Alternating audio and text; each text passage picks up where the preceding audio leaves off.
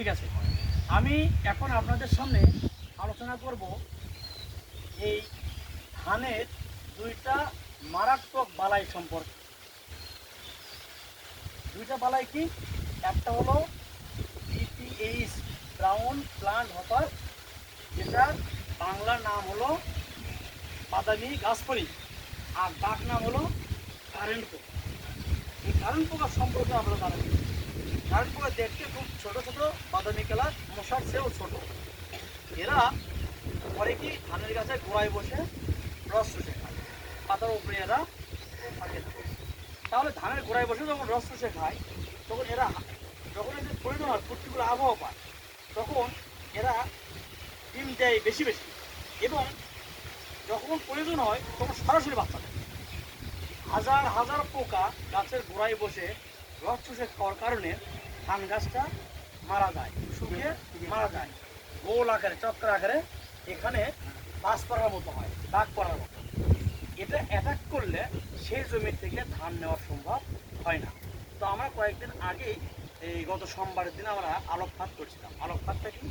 সন্ধ্যার পরে আমরা একটা আলো বাল্ব, কারেন্টের বাল্ব সেট করে নিচে গামলা দিয়ে পানি দেব, দিয়ে ওখানে লাইটটা ছেড়ে দিতে হবে। সন্ধ্যার পরে পোকাগুলো আসে ওখানে আকৃষ্ট হবে। ওখানে আমরা দেখতে পারবো যে কি কি পোকা এই এলাকায় আছে। সেখানে আমরা দেখতে পাচ্ছি যে কারেন্ট পোকা বা এই বাতাবি গাছ তৈরি কিছু আছে। যেহেতু কিছু আছে, তাহলে সে ক্ষতি করতে পারে। এই যে আমরা আগে সজাগ হব, আগে সজাগ হয়ে আমরা কি করবো? বালাইনাশক, কীটনাশক স্প্রে করবো। কীভাবে স্প্রে করবো? স্প্রে করার নিয়মটা আমি আপনাদের এখন বলবো। প্রতি 8 লাইন পর পর ধানের গাছ খাই দিতে হবে। আমরা বলি না যে ধান 8 লাইন পর পর ফাঁকা দিয়ে লাগাবেন, গ্যাপ করে লাগাবেন। কেন বলি আমরা? এই যে এই সময়টা ওষুধ দেওয়ার জন্য খুব কষ্ট হয়। আর যদি ফাঁকা থাকে, শুলি থাকে, তাহলে ওষুধ দিতে সুবিধা হয়। 8 লাইন পর পর ফাঁকা করে দিতে হবে, বাঁশ দিয়ে অথবা দড়ি দিয়ে হাতে দেবেন, যেই পাশে ধানের শাড়ি দিয়ে ফাঁকা করে নিয়ে এই ওটিকে ওষুধ দেবেন। দেখেন আছে হপার শট, আছে তরি, আছে সাবা, আছে হলো ভিক্টোরিয়া, তারপরে প্লেনাম, তারপর হচ্ছে স্প্লেন্ডর। এই জাতীয় কীটনাশক প্রতি 16 লিটারে 10 গ্রাম মিশিয়ে গাছের গোড়ায় স্প্রে করতে হবে। এবং ওই যে ফালি দেওয়া আছে, নজলটা একটু বাঁকা করে যাতে এইদিকে ওইদিকে ধরতে হবে, যাতে গাছের গোড়ায়টা ভালোভাবে স্প্রেটা হয়। 1 বিঘায় 4 থেকে 5 মেশিন পানি দিতে হবে। আর ওই জমিতে যদি পানি আটকানো থাকে, সেই পানিটা ছেড়ে দিতে হবে, পানিটা বের করে দিতে হবে। তাহলে এই ওষুধটা যদি 4 থেকে 5 দিন পর পর 2 বার দেওয়া যায়, তাহলে আর কারেন্ট পোকাও এখানে থাকবে না। এটুকু বুঝতে পারছেন? এখন আরেকটা রোগ আছে এরকমই। কারেন্ট পোকা যখন একটা ক্ষতিকর একটা পোকা ক্ষতি হয়, একটা রোগ আছে ব্লাস্ট, নাম হলো ব্লাস্ট। এই ব্লাস্টটা যে ছত্রাকজনিত রোগ, এটা 3 জায়গায় আক্রমণ করে। প্রথমে হলো পাতায়, তারপরে হচ্ছে মানে গিটে, তারপরে শীষে। তাহলে এই যে যখন মারাত্মক আকারে আক্রমণ করে, তখন শীষটা হাইলে পড়ে ভেঙে যায়, হাড় ভেঙে যায়। তখন বোঝা যায় যে এখানে অনেকেই বলে ভাইরাস হয়েছে, আসলে ভাইরাস না, ওটা ব্লাস্ট হয়েছে। তাহলে ব্লাস্টটা আসছে কোথায় থেকে? ওই যে পাতা একটু ছোপ ছোপ দাগ পড়বে, কাজল কালো চোখের মতো দাগ পড়বে, ফোটা ফোটা এরকম করে দাগ পড়বে। ওই পাতা দেখে আপনাকে চিনতে হবে যে এই জমিতে ব্লাস্ট আক্রমণ করছে। সেই সময় একটা ঔষধ দিতে হবে।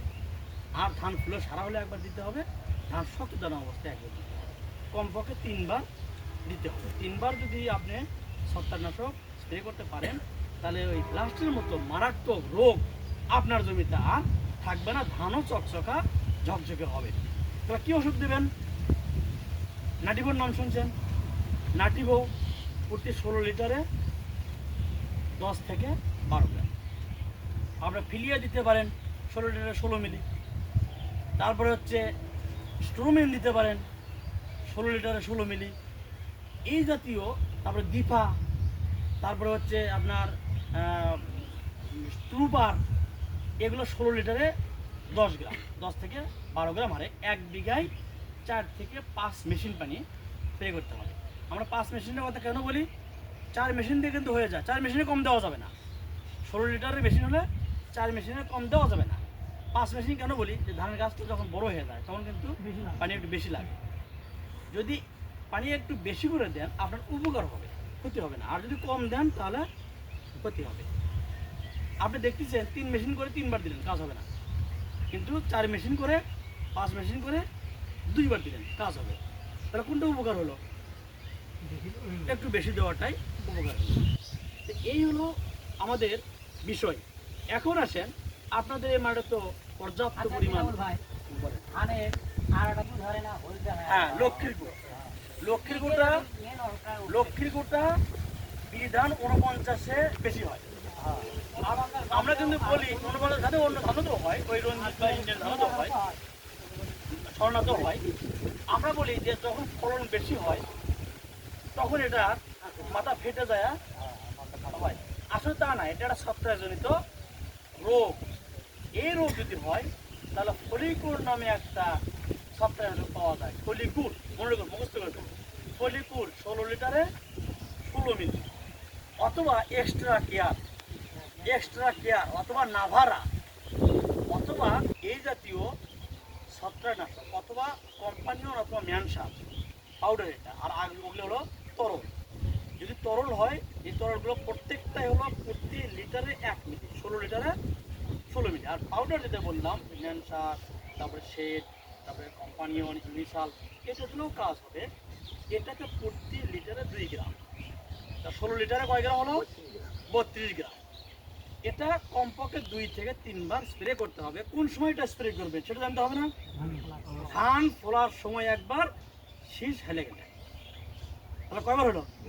এই 2 বার স্প্রে করলে ফলস স্মার্ট বা লক্ষ্মীর গু ওই জমিতে আর আক্রমণ করবে না বা আর থাকবে না। তাহলে এই পর্যন্ত আপনারা বুঝতে পারছেন? আচ্ছা, এই পর্যন্ত